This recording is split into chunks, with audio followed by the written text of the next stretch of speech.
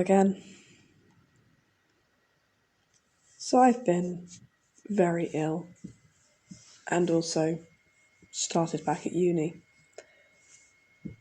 Oh, great. It's all frozen and it's back again.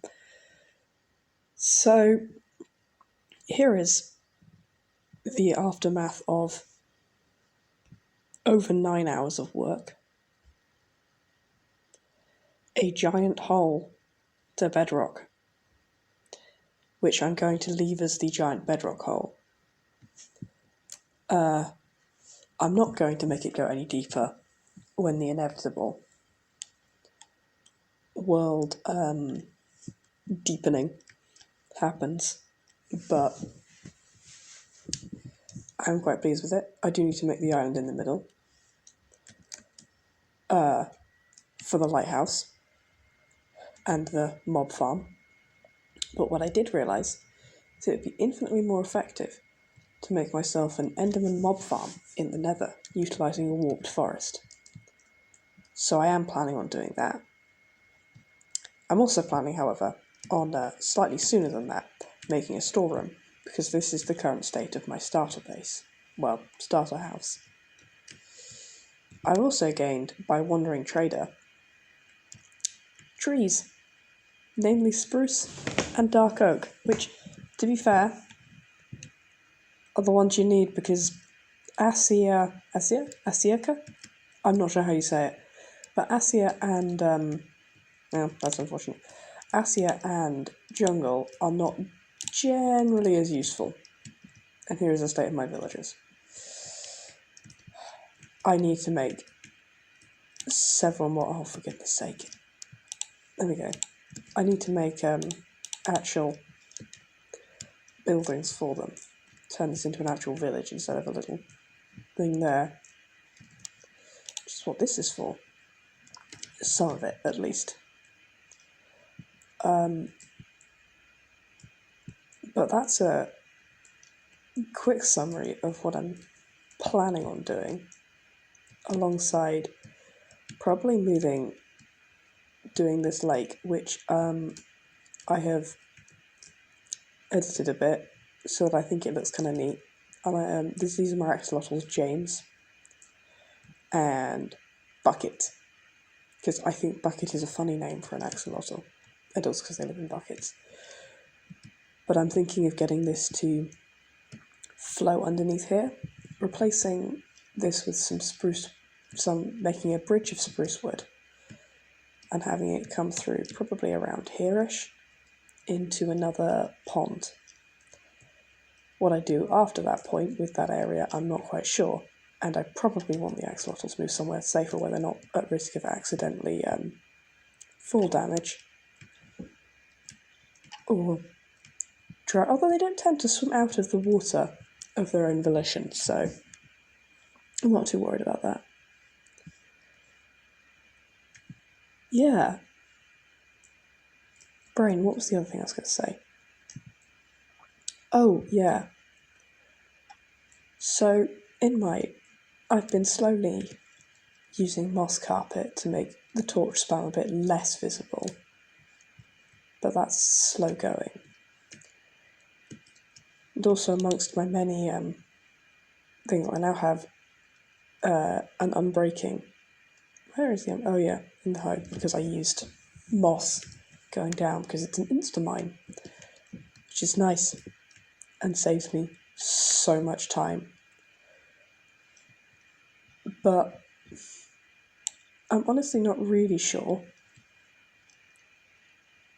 what the exact next thing that's going to happen is, because obviously that was 9 hours of work. And I do still need a lot of glass, and I need to do the bottom of that, and I need more blue dye, because I figured out that the amount of blue dye I'm going to need is, so once I've finished these 8 times 8 is 64? Yeah.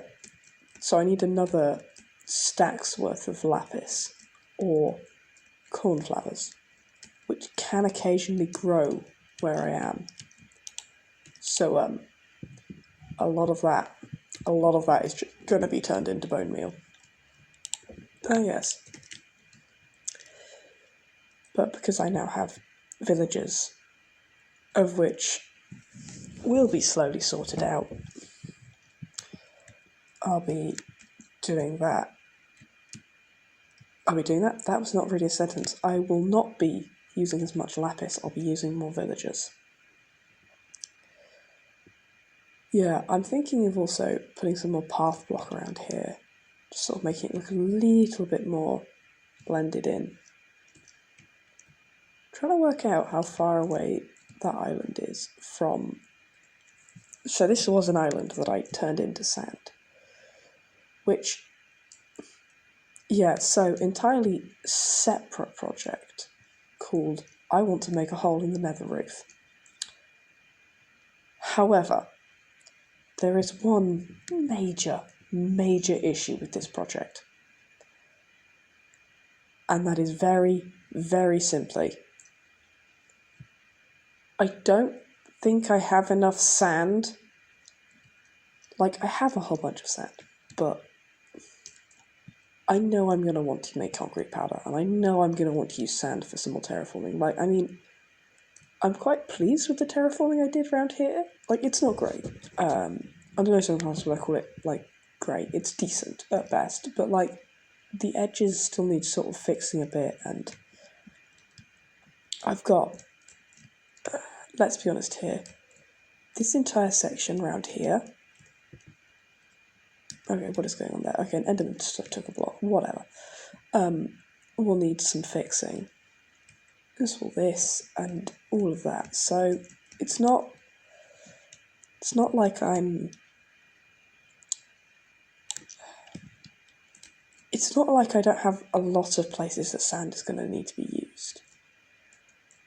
And the two resources, well, no, the three resources that are incredibly limited are any form of ores, dirt, and sand. Oh, and probably deep slate, but I suspect I will have a lot more deep slate in this area than I will dirt and sand, and I also have a high likelihood of getting increased dirt and sand. I mean, deep slate. I have a high likelihood of getting an increased amount of deep slate in the lower area of the world than while I will not get, well, I'm highly unlikely to get any sand, and I am likely to only get a little bit of dirt. Oh, and also the other resource I will have very limited access to is ice. Now you might be saying, there's a whole bunch of icebergs in here, because I'm pretty sure I've shown a vague summary of the entire area, and yes, there are a lot of icebergs. Fun fact, the icebergs don't regenerate, and I was looking around in the creative world version of this that I have for testing. There is one spot I have found where it snows, and thus can produce ice. It's all the way up there, in a corner. I'm not willing. I'm only partially willing to do that. Like, that would be a lot of effort for very, very little reward. I'm talking almost no reward. I swear I have some bone blocks in here somewhere. Yeah, welcome to my entire thing is very unsensible. I don't need all of these. What I do also have, however, is a tweak that allows me to unpack ice, which, frankly, given I can't get more ice, and I can buy packed ice from wandering traders every now and then, is something I will be using, and probably would have installed even if I hadn't. While I was planning, on a slightly separate note, while I was planning on opening this world up once the next update came out, I'm thinking I might actually, well, one, I might not update for a bit for the reason of the world lowering, and wanting to get at least have the baseline of all of those. And I'm also quite enjoying the challenge of I don't really have access to everything, so I'm thinking I'm probably just going to keep this a couple of chunks until I decide otherwise, until I find that there's nothing else I can really do. Oh, I already got that cactus colour.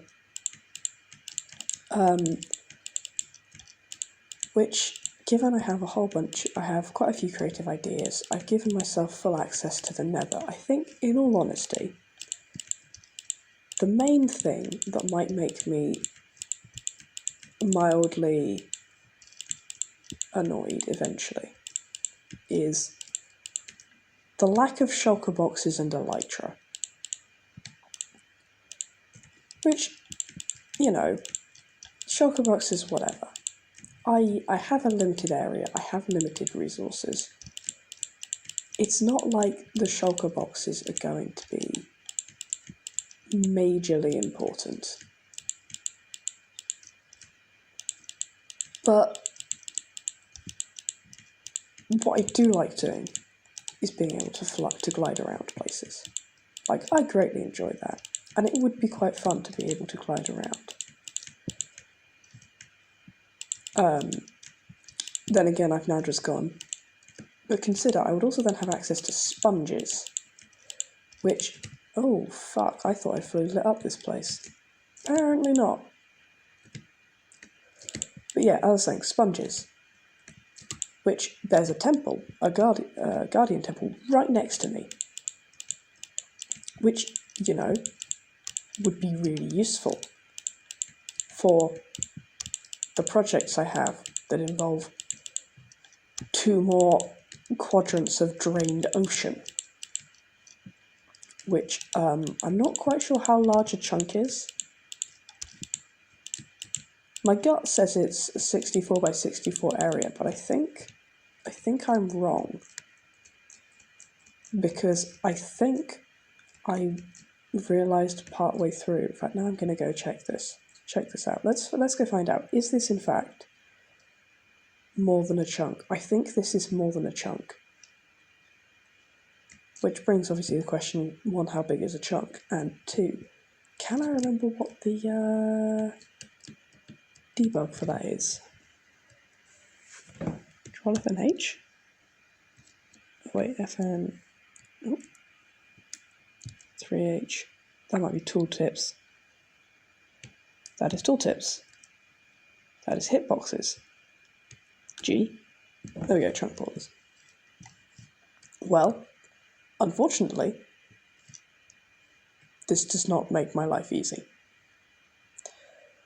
Because why would it? Okay, so that's 1 block out from the edge. No, wait, the red lines are the edge, correct? No, these blue lines are the edge. Okay, so this is 1 block on either side from the edge, which certainly does go in. And yeah, so this is bigger than 1 chunk. I think it is bigger than 2 chunks. Okay, so this is just over a... Man, I had not realised how big this was. Well, that's fun. I have another... Oh, I should turn this off now. I have another... Every time. Did I just turn my render distance to 8? That sounds bad. You know what? It's going to stay there. It doesn't really matter. I don't have that many chunks. And my laptop is not good. Sneaking suspicion that might actually be, slightly higher than I actually had my render distance on. But, yeah. I had not realised quite how much that was, and oh boy, wait, can you get sponge? No, you can't get sponge from Wandering Traders, because I looked into all of the things you can get from them. And the only other things I have that I remotely want from the Wandering Trader at the moment is jungle wood and jungle and acacia saplings and cactus. And I think you can get glowberries from them, which I would like. but I'm not 100% certain you can get them from them. Yeah, so there may be technically, there's a mine shaft in here.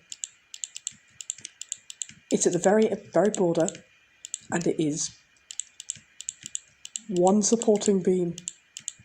No chests, no nothing. Nothing of use.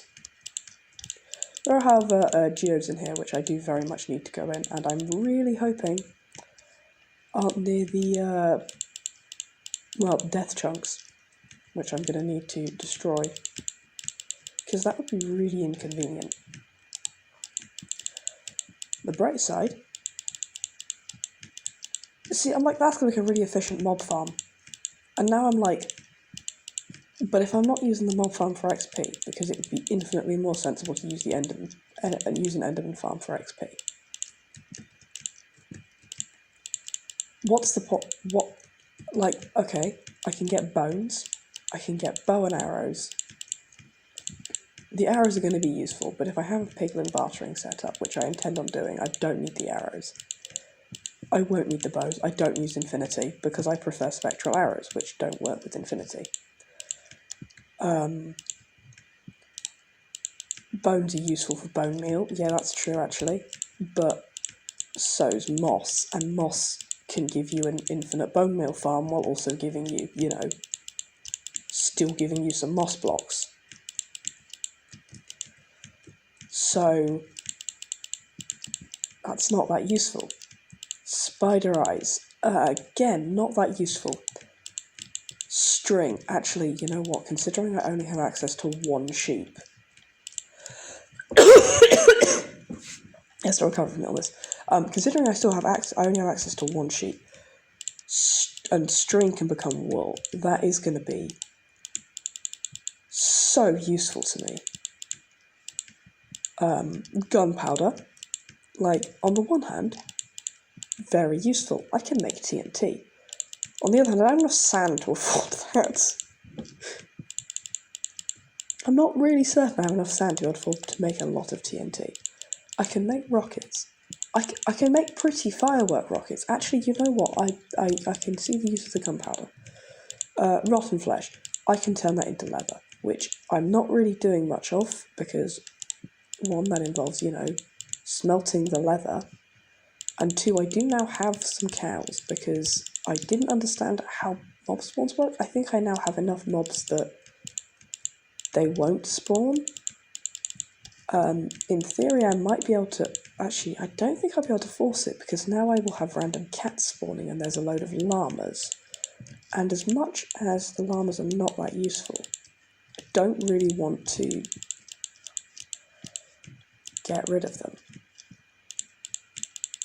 Because, well, the llamas are useful. Well, they're actually not that useful. Well, actually, they swim pretty reasonably outside a boat, so they are kind of useful.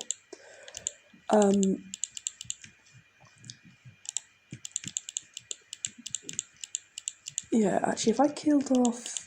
and also, I've got the tamed cats, which I'm not killing off, thank you very much. If I moved them all into one corner, I might... Anyway. How willing am I to sit down and deal with this until I can force another sheep to spawn? Not really. I'm not. Well, my mob farm is going to be spiders. My mob farm is for spiders. Actually, if I... No, I'm planning on doing it washable. I'm planning on doing it via a water-based one. And I'm not planning on bothering with the Enderman, especially since I have, functional sword. I'm also planning on making a drowned farm for tridents, mainly, but also copper, because I chose to do a copper-based design for this lighthouse, and oh boy, am I regretting my life choices.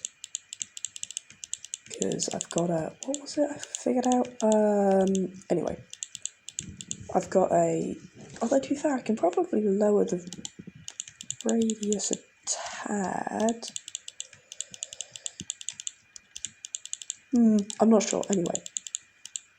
I'm going to need a bunch of copper, so there is going to be a drowned farm built for 1, I want tridents, and 2, I want copper, and 3, I want nautilus shells. Like, do I have a use for them?